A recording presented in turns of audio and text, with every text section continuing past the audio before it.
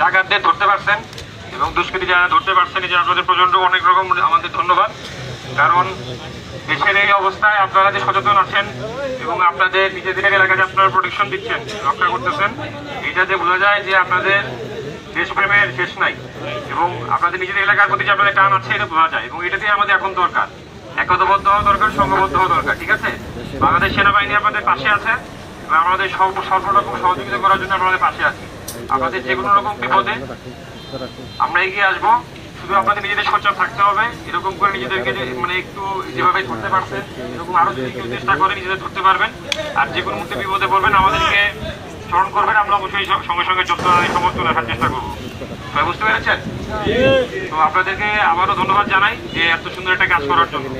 এবং ভবিষ্যতে আপনারা আরো অ্যালার্ট থাকবেন, ঠিক আছে, যাতে লোকজন আর এই ধরনের কোনো চেষ্টা না করার সুযোগ পায় আর সাহস না পায়। ঠিক আছে, এরকম আপনাদের এরকম অ্যালার্ট থাকলে লোকজন ভয় পেয়ে যাবে আর সাহস পাবে না। আপনাদের জানমাল রক্ষা করা, দেশের জানমাল রক্ষা করার দায়িত্ব আমাদের সবার, বুঝতে পেরেছেন? তো আমাদের এই মনোবলটা রাখতে হবে, ঠিক আছে? তো আমাদের এই জিনিসটা আমরা নিজেরা জানবেন, বাকিদেরকেও জানাই দিবেন, ঠিক আছে? যে আপনারা যে মহৎ কাজটা করেছেন, এটা যখন নিজেরা জানছেন, এইটা আপনার বাকি আশেপাশের এলাকা যে আত্রাই বাজার বা ওই যে কাপাসিয়ার ওদিকে জানাই দিবেন। তাহলে কি হবে, তারাও সতর্ক থাকবে এবং তারাও আপনাদের দেখে উৎসাহ পাবে। ঠিক আছে, একতাবদ্ধ হয়ে কাজ করে উৎসাহ পাইলে তাহলে আর আমাদের